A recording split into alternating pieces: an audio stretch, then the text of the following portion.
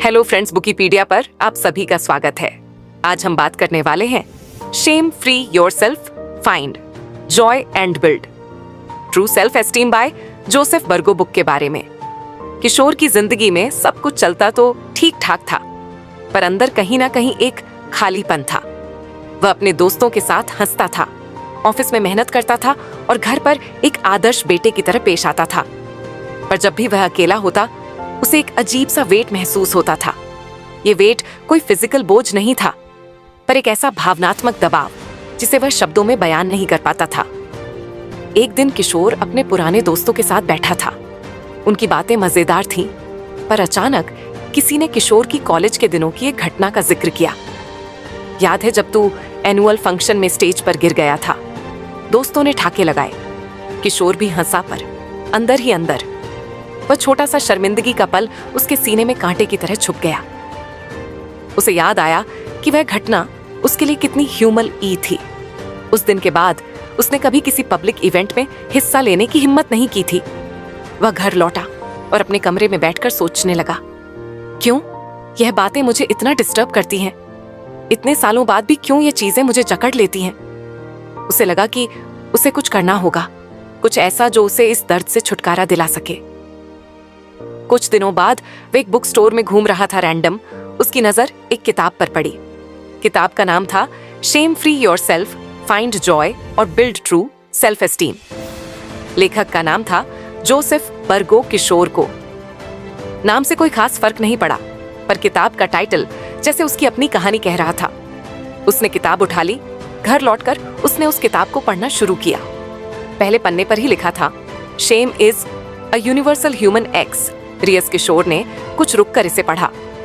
Shem universal है, मतलब ये सिर्फ मेरे साथ नहीं होता। वह मन ही मन सोचने लगा। उसने आगे पढ़ा, शेम एक प्राकृतिक और व्यापक भावना है जो हर किसी को मिलती है। यह लाइन जैसे उसकी आंखें खोल रही थी। तो ये सिर्फ मेरे साथ नहीं हो रहा, ये सबके साथ होता है। किशोर को याद आया कि कैसे बचपन में जब उसने पापा के सामने अपनी एक पेंटिंग दिखाई थी, तो पापा ने कहा था, यह क्या बना? कलर्स तो ठीक से लगाए नहीं। वह पल उसे हमेशा याद रहा। वह पेंटिंग करना छोड़ चुका था। किताब पढ़ते पढ़ते किशोर को एहसास हुआ कि शेम एक ऐसा इमोशन है जिसे उसने हमेशा अवॉइड किया था। उसने इसे कभी फेस नहीं किया, बल्कि उसे दबा दिया था। जोसेफ बर्गो ने लिखा था कि हमें अपने शेम को समझना चाहिए, उसे एक्सेप्ट करना चाहिए। जब तक हम उसे पहचानेंगे नहीं, तब तक वह हमें कंट्रोल करता रहेगा। किशोर को लगा जैसे किसी ने उसके दिमाग के वह बंद दरवाजे खोल दिए हो, जिनके पीछे वह अपने सारे दर्द छुपाकर बैठा था। उसने सोचा, अगर यह सब यूनिवर्सल है तो शायद मैं इसे नॉर्मल तरीके से हैंडल कर सकता हूं। शायद मुझे इससे डरने की जरूरत नहीं है। उस रात किशोर ने अपने चाइल्डहुड के कुछ पुराने स्केचेस निकाले, जो उसने पापा की क्रिटिसिज्म के बाद भी संभाल कर रखे थे। उसने देखा कि वह उतने बुरे भी नहीं थे जितना उसने हमेशा सोचा था। उसने मुस्कुराते हुए सोचा, शायद तब मुझे खुद पर कुछ भरोसा करना चाहिए था। अगले दिन ऑफिस में उसकी कोलिग सीमा ने उसे कॉफी के लिए इनवाइट किया। किशोर पहले अक्सर ऐसे इनवाइट्स को टाल देता था। उसे लगता था कि अगर उसने कुछ ऑन कवर्ड कह दिया तो लोग उसे जज करेंगे, पर इस बार उसने किताब में पढ़े लेसन को याद किया। उसने सोचा, शेम इज नेचुरल। अगर मैं खुद को जज करना बंद कर दूं, तो शायद दूसरों की जजमेंट मुझे इतनी बड़ी नहीं लगेगी। कॉफी टेबल पर वह कुछ नर्वस था, पर उसने अपनी बातें खुलकर कही। उसने महसूस किया कि सीमा उसे बड़े ध्यान से सुन रही थी। उसने ना तो कोई मजाक उड़ाया, ना कोई जजमेंटल कमेंट किया।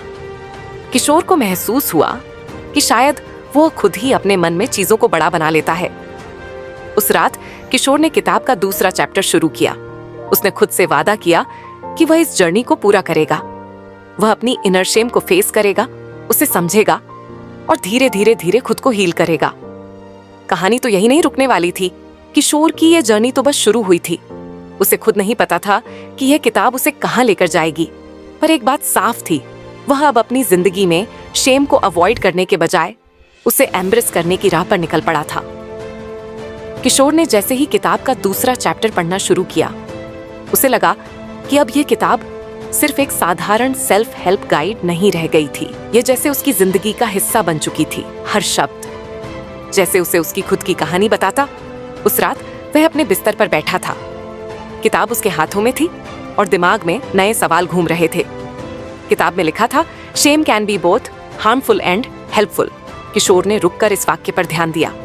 सहायक, शेम हेल्पफुल कैसे हो सकता है? उसने मन ही मन सोचा। उसने तो हमेशा इसे अपने सबसे बड़े दुश्मन के रूप में देखा था, कुछ ऐसा जो उसे अंदर ही अंदर कमजोर बनाता है। जैसे जैसे उसने पढ़ा, उसे समझ आया कि जोसेफ बर्गो कुछ और ही कहना चाह रहे थे। उन्होंने लिखा था कि शेम दो तरह का हो सकता है। टॉक्सिक और हेल्थी किशोर ने अपने दिमाग में फ्लैशबैक्स देखे, अपनी जिंदगी के उन पलों के जहां शेम ने उसे तोड़ा था। पर अब उसे महसूस हो रहा था कि शायद कुछ ऐसी भी सिचुएशंस थी जहां इस इमोशन ने उसे बेहतर इंसान बनने में मदद की थी। वह सोचने लगा। उसे याद आया कि एक बार जब वह कॉलेज में था, उसने अपने एक दोस्त का मजाक उड़ाया था, वह भी सबके सामने। अगर आपको हमारी फ्री समरी अच्छी लगती है तो आप हमारे चैनल को सब्सक्राइब कर सकते हैं, हमारी मेंबरशिप खरीद सकते हैं या हमें यूपीआई के थ्रू सपोर्ट कर सकते हैं। अब समरी पर वापस चलते हैं। उस वक्त उसे अब इस वीडियो को यहीं पर समाप्त करते हैं।